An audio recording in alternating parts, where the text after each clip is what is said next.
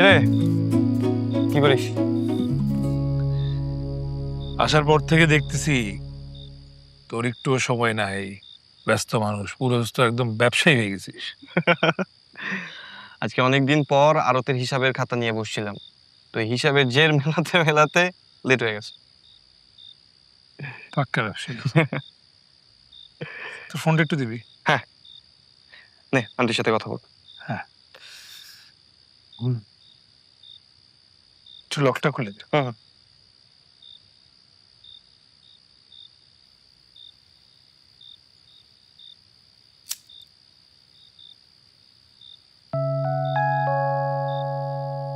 কি করছিস সেটা?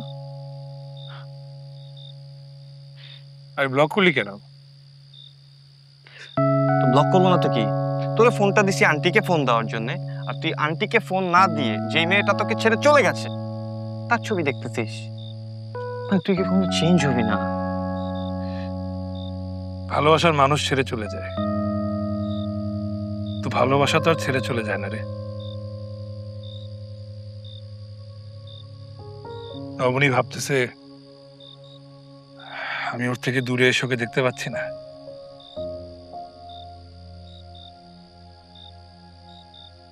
ঠিকই দেখতে পাচ্ছি। দেখ ওর চোখ,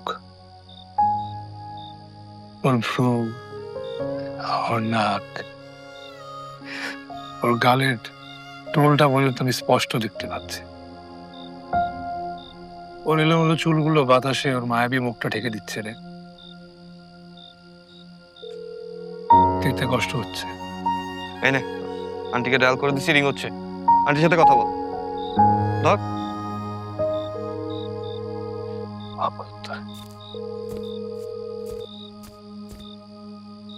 মা কেমন আছো?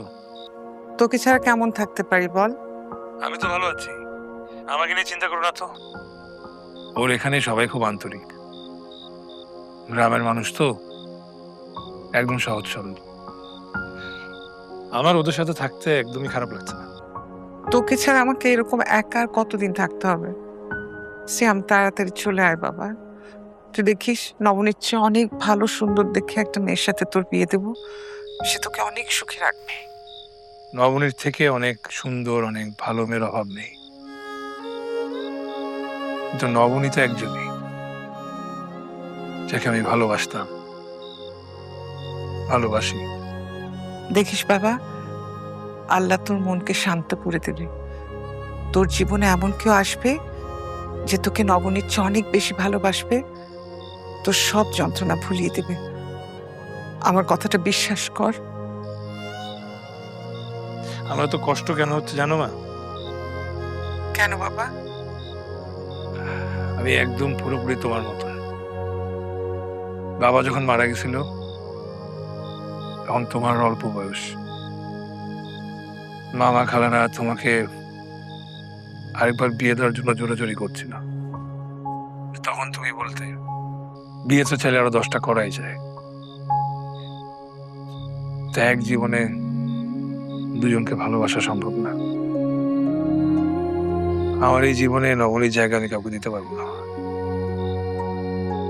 আমি ভালো আছি, তুমি আমাকে নিয়ে চিন্তা করো না তো।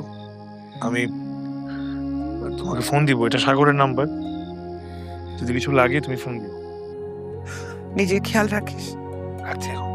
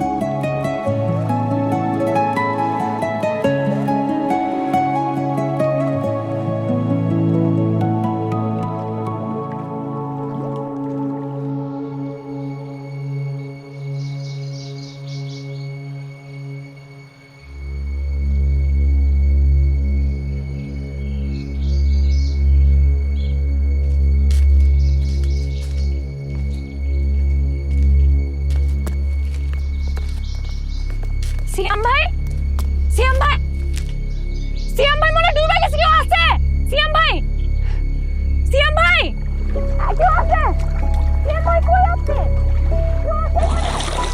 টিয়া ভাই, আপনি বাইসে আছেন? আমি মনে করছি এটা কোনো মাছের খাদ্য হয়ে গেছেন। আল্লাহ, তুমি এতক্ষণ এখানে লুকাইছিলা? কে লুকাইছিল? এই তোমার প্রবলেমটা কি? সারাক্ষণ পিছে টিকটিক করো, আমার পেছনে ঘোরা ছাড়া তোমার কোনো কাজ নাই? আপনি নিজেকে খুব হ্যান্ডসাম মনে করেন?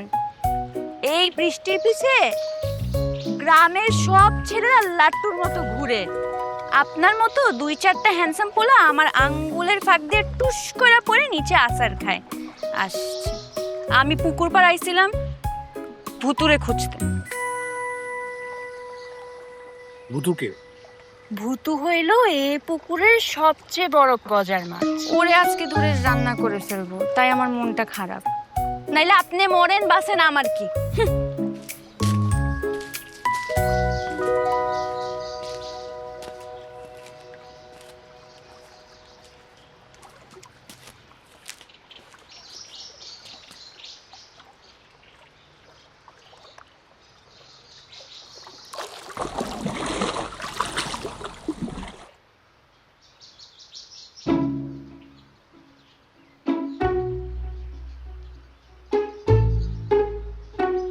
এই যে এদিকে তাকান তো, কি? তাকান না। এ লোকটারে চিনেন? মানে কি? মানে এই লোকটা সারাদিন মুখটা বাংলার পাঁচার মতো বানায় রাখে। মনে হয় সব দুঃখ এই এক লোকের। তোমার কি আর কোনো কাজ নেই? আছে তো, এই যে মানুষকে স্বাভাবিক জীবনে ফিরিয়ে আনা।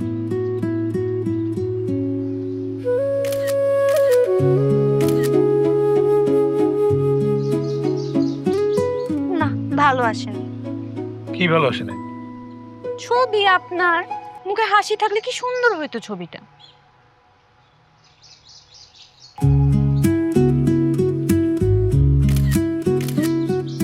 কি হচ্ছে? এই যে এবার ঠিক আছে।